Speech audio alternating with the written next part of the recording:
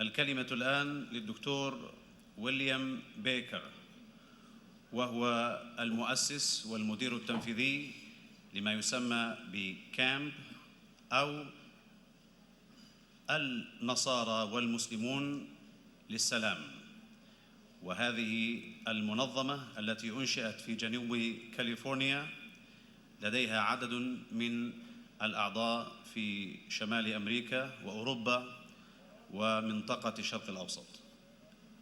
ألف عددا من الكتب كان آخرها أكثر من أن تفكر فيه الجسر بين الإسلام والنصرانية، والذي خرج في العام الماضي.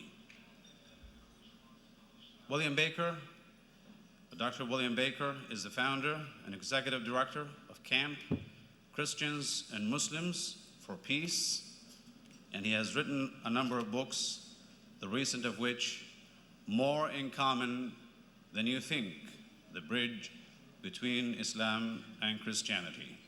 I call upon Dr. William Baker to present his speech.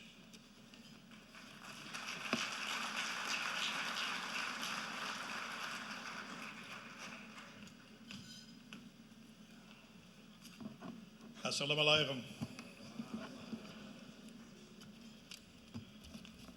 I too consider this a great privilege as a Christian who has lived 1/3 of my life among and within the Islamic and Arab world.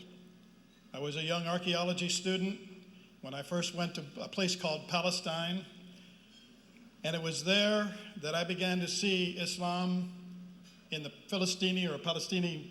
I'm going to have Arabic and English in this, I'm sorry, it goes back and forth.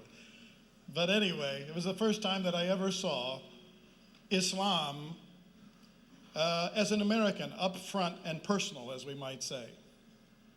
And it was not the Islam that I had been taught, shall we say. As a matter of fact, in 1968, I was excavating a site called Taqwa in the Arabic, or Tekoa in the English, the hometown of Amos the prophet, 13 miles south of Bethlehem. And as I was in a tomb working to excavate the burial remains, and it was very hot, much like Los Angeles, so I came up and put my head out of the tomb hole, no other living human being there, and I heard the bells on some sheep. And there was a Bedouin Palestinian Muslim there, and it was time for noon prayer. And that man did not see me, and I only saw him. But he took his prayer rug, blanket, off of a small donkey, placed it on these jagged stones that we were excavating, and prayed to God in that heat, and bowed and touched his forehead to the rocks. And it touched my heart, and I could not take my eyes off of him. This is a Muslim. And this is not only a Muslim, but I as a Christian realize this is a man who has only reward will be from Allah or from God, not the reward from men. And I was very touched by this. And I began then to really look at Islam as I had never looked at it before. And I found, by living among the Muslim brothers and sisters and Muslima, I found that Islam not only is a religion of peace, but it is a call to the world for reconciliation. And this is something I never heard in my university classes here in the West.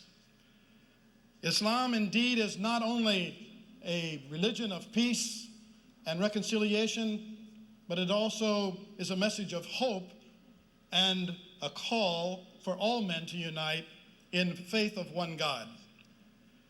Islam is a faith of open acceptance of Christianity and Judaism, and this is the first misnomer that I discovered, that true Islam, Muslims do not hate Christians or Jews. The Quran speaks for itself, not the evening news broadcasters on American media or the Western media.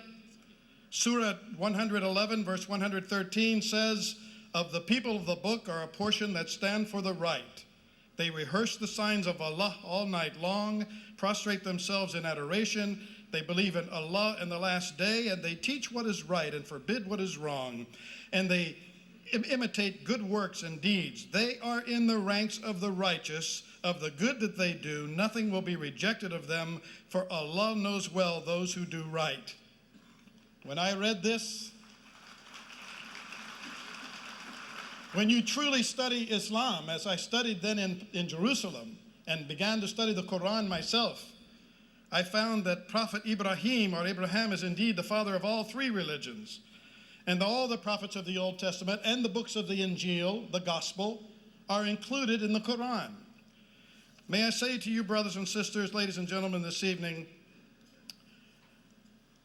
I began to change my life in Palestine because I realized as a Christian I had much in common with Islam. As a matter of fact, may I say without hesitation in this room tonight, as a Christian, Christians and Muslims have more in common than any two religions in the world. We have more in common. Together, we comprise more than half of the world population. And yet, if this one hand, which is Islam, and this hand, which is Christianity, would ever come together, we could have a powerful, powerful influence for good and peace in this world. And this was born in my heart in those hills of Palestine. You know, I appeared not long ago on a major television talk show, and the host was very hostile to Islam. And he said, "But what are you as a Christian doing with these Muslims?" I said, "Well, who would you have me be with? They're my brother. I have more in common with them than anyone else." And this man was very upset with my presentation on the show because it was too positive about Islam. So finally I asked him, and he said, "Do you not realize Islam is a threat to us in the West?" And I replied, "Sir, are you a liar? Are you a murderer? Are you a thief or a child molester?" He was embarrassed. He did not answer. We're on television live. But he just was red. And I said, "Well, if you're none of these things, you have nothing to fear from Islam. And you have... If you are any of these things, do not fear the religion of Islam alone, but fear Allah himself." Dear friends, I believe tonight in conclusion, we can, if we'll join together our faith and our obedience to the one God of all men and nations, we can bring hope to the hopeless and light to a world of darkness and evil, and I believe that is the blessing of Islam to America. I believe Islam has been given to us, even as Prophet, peace be upon him, Muhammad, originally said and declared, "I did not come to create a new religion. I came to call and reawaken the Christians and Jews back to the values of their own faith."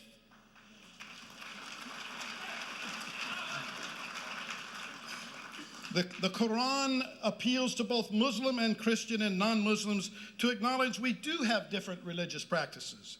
But we're not to allow those differences to keep us from doing what needs to be done. In fact, the only Quranic command for us to compete is in doing good deeds. That's the only race we're to make with one another. Who can do the most good deeds? Brothers and sisters, ladies and gentlemen, the most important question I can leave you with tonight and the hour, perhaps the most important question of the hour, the Soviet Union is no more as an enemy of the West, technically. The Cold War is over. But I tell you, in the new century, there's going to be a new antagonist. There's going to be two new antagonists for the new century. I pray to Allah it will not be Christians and Muslims. We are about, and we will, and I predict we will either have a coalition and build bridges of understanding to one another and work together for the good of the world, together for peace, and oppose those things that oppose all of us, injustice, deceit, and evil. If we do not do this and coalition, we will have a collision. And we must not have a collision. I have a dream that true believers in Allah, the one God, will come together as partners in peace. We must move our society and world from compatibility to compatibility, from intolerance to tolerance, seeking justice, mercy, and compassion for all.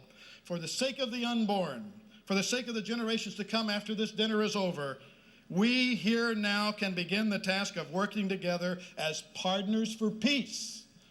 And as a result of that, I'll leave you with these last words. My book that started all of this, I came back in 1969 and I said I must write a book about Palestine. A book that is not heard in the West. And I wrote one called Theft of a Nation. In the Arabic is Theft of a Watani. And this book was well received some places, but it nearly cost me my life right here in America for saying the things and the truths that I discovered in Palestine. Next, I was asked by American Muslims to go to Kashmir, a sealed valley. We hear nothing about Kashmir on the news. It's always Muslims or Islam is punishing or terrorizing or somewhere in the world. Why do I never hear that 13 million Kashmiris are suffering under occupation right now? Why do I not hear that the Palestinian people are waiting and Lebanon is waiting 50 years for a resolution of their issues, and it has not happened? So these books are available at the book stand outside. And the last book, and I'm so happy, and I say alhamdulillah to Allah for this.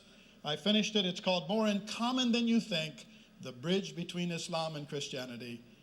Brothers and sisters, I say with all my heart, we must do it now for the generations of the unborn. We've got to build the bridges. We can do it together.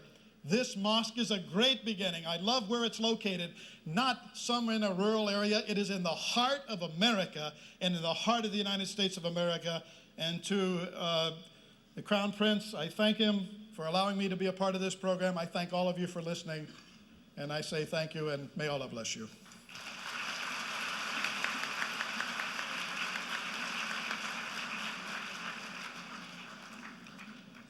Thank you, Dr. Baker.